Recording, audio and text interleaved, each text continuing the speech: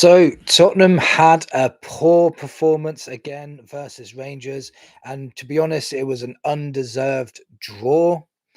There were some good performances by some of the players, and there were some terrible performances by some players. There was good and bad in this game. The subs made some impact as well. I'll get into that in a bit. But there's also some good news regarding our squad depth and regarding upgrading our squad. So keep watching, and I'll get into that in a minute. But first, let's talk about the game. I feel the big miss for Spurs in this game was we were overrun in the midfield. So I'm going to start with Basuma and Bentancur. Basuma had one of his off days again, in my opinion. Tried to dally on the ball way too much, and the pressing from Rangers, he really just couldn't handle it. Normally he's good with the pressing. Normally he gets out of small spaces and he does well. But when he's not on his day, it really comes back to bite him. Bentancur wasn't at his normal best, like he normally is, especially on the ball. He's normally very accurate with his passing. He seemed to be misplacing quite a few passes. I think this is also down due to the movement of other midfielders like Maddison and Basuma, and Bentancur was struggling to find ways out, avenues to pass out. So again, with Maddison, he was in part of that midfield, so he should take responsibility too. And every time he got the ball, he just seemed to be on the floor holding his ankle. I don't know how many times he has to roll and hold his ankle every game. We need people that are stronger. The amount of times I saw Rangers players shoulder barging us, they weren't fouls, shoulder barging our players off the ball. And our players just going down, holding their legs or faces or whatever, while Rangers are on the counter attack. It's not good. It's not good at all. You shouldn't be doing that as a professional player, letting people just bully you like that. And because we were weak in the midfield, it was putting more pressure on our back line, and they were getting in behind us time and time again, putting in low cross, high cross. They could have had a few tap-ins, but the strikers just wasn't on the same wavelength as the wingers. So it was really hard to watch, and especially if the players that we had in the midfield are just none of them were on their game last night. It really opened the game up. You heard the commentators saying that the game was so open, but that was the main reason for it. Rangers were targeting Archie Gray, and I think Archie Gray actually handled it pretty well. He was probably one of the most composed players on the pitch, and he was 18 years old.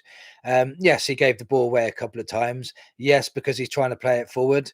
And yes, he's inexperienced, but he still looked very, very assured to me. Remember, he's playing out of position. He's hardly ever played centre back in his life. He's gone away to Rangers at Ibrox in a very hard atmosphere to play, a high pressing Rangers side, and he looked comfortable. He really did. I can't wait to see what he can do in midfield. He really needs to get chances in midfield because people like Biss and Bentancur now are just having so many off days, and Maddison, that people like uh, Gray really need to be able to be stepped up in there. It's the only reason why I think he's not at the moment is because all our injuries are at the back and not in the midfield area. So we'll see when it comes to later on in the season whether he'll get his chance. Dragushin was pretty solid for me. The yellow card he got was not a yellow card. He just got his body in front of the player. That was definitely not a yellow card for me. I can understand why the referee thought he body checked him, but the amount of times Rangers did the same thing to us and there was no punishment, that's why there was no consistency. That's why I don't think it was a yellow. Up front, Sonny was pressing a lot, not doing a lot though, to be honest. Number 9 is definitely not his position. And Johnson could have had a tap in, missed it, or the goalie saved it. But that's the only thing I can remember him doing in the whole game. Werner, I don't like to slag people off, but Werner is just not good enough. Like the amount of times we've gave him the confidence excuse, he's not confident. He doesn't believe in himself. I'm sick of that now. He's like, you're not good enough. You're not playing well. You can't do it. The amount of times he just run the ball off the pitch or tripped over his own feet or couldn't pass 10 yards. These are very simple things to do, and he can't even do the simple things anymore. So before he was struggling with the shooting and the crossing. Now he can't pass, he can't control. He's getting worse and worse. And I wouldn't care if he went in January. He was really poor again yesterday. I don't remember many good games from that player at all. I really don't. Porro was quite average yesterday as well. He was okay. He was battling well. There's times where he could have gone in for the tackle, bottled it a little bit and got megged. I remember that near the area. So not good enough from Porro.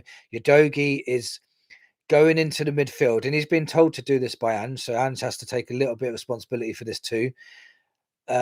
He's going into the midfield trying to win the ball, missing it completely and leaving a massive gap behind him. And that is leaving us very exposed, especially because the midfield were not, on it today. And when the midfield are not on it, puts more pressure on the defense. The defense get caught out more times, and it's around and round we go. And that's what keeps happening to us at the moment. Forster played another very good game, kept us in the game many times. I feel very comfortable with Forster in goal. Like, I don't feel like there was much of a drop off from Vicario at the moment. Only the ball playing maybe, but he only made, I think, one bad clearance or something yesterday. But all in all, Forster is playing very, very well. I'm very comfortable with him with corners as well and crosses. He's a big lad. He gets in there and he makes sure he wins the ball. So yeah, Foster done all right. So there was some good and there was some bad. But I still think this squad needs improving. This Europa League squad, I mean, it needs, and both squads really, but the Europa League squad needs improving. And the good news is what I said at the beginning of the video, there is good news with that. Tottenham are eligible to add three new players to that list in the January transfer window. So if we signed three new players, we could add three new players into the list. I think they'd have to still follow the rules, like the homegrown rules, and I think it's section A and section B and all that sort of stuff. List A and list B players, but I'm hoping like someone like Jed Spence could be added now to this squad, and two more players, maybe two signings that we get. Like we might get another centre back, that can maybe replace Davis, a speedy left back that can also play left centre back or give us more, you know, more variation in our defense and more options. And then if we signed somebody playing forward like a Jonathan David, that keeps being advertised to me all the time, maybe he could be the one that could be into this squad and he could be playing for us up front, which would be another good addition. So there is good news. Our squad can improve. And that's only for the knockout stages, though. These players, even if we sign them early in January, can't play against Hoffenheim and can't play against Elfsborg, but they can play in the knockout stages, which would be a good thing for us, especially if injured players come back as well. Our squad will have more depth to it. We'll have more players that can actually play. And when we're in the knockout stages, we've only got to win the knockout stage games, and Spurs seem to turn up for one-off important games. So there's still optimism that we can still win this Europa League. I know we're ninth at the minute. We're 1 point off automatic. No, we're actually equal in points with automatic qualification. So we're in good position. We just need to get results against Elfsborg and Hoffenheim in January.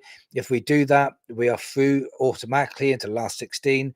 And that's when the big games come. And that's when Tottenham seem to perform. So I'm still very confident that Spurs can get through.